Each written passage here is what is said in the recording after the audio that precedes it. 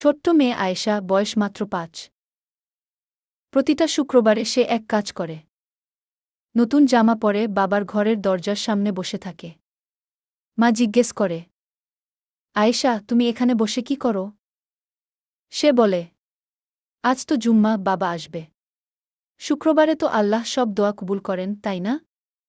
মায়ের চোখে পানি। সে বলে না কিছু। কারণ আয়েশা জানে না, তার বাবা গত এক জুম্মার দিনেই শহীদ হয়েছেন মসজিদের ভেতরে। সে আর কোনো শুক্রবারেই আসবে না। আমরা কি শিখলাম?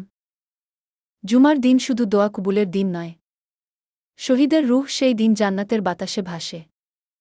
যারা জুমার দিন শহীদ হয় তাদের জন্য ফেরেশতারা দোয়া করে। আর যারা শুক্রবার এর মর্যাদা বোঝে না, তারা শুধু জুমা ব্যয় করে। বন্ধুরা, ভিডিওটি ভালো লাগলে লাইক, কমেন্ট, শেয়ার করে চ্যানেলটি সাবস্ক্রাইব করে পাশে থাকা বেল আইকন প্রেস করে পাশে থাকার অনুরোধ রইল।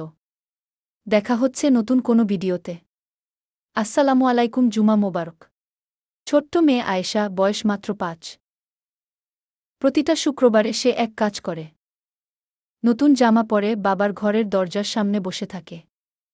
মা জিজ্ঞেস করে, আয়েশা, তুমি এখানে বসে কি করো? সে বলে, আজ তো জুম্মা, বাবা আসবে। শুক্রবারে তো আল্লাহ সব দোয়া কবুল করেন, তাই না? মায়ের চোখে পানি। সে বলে না কিছু। কারণ আয়েশা জানে না, তার বাবা গত এক জুম্মার দিনেই শহীদ হয়েছেন মসজিদের ভেতরে। সে আর কোনো শুক্রবারেই আসবে না। আমরা কি শিখলাম?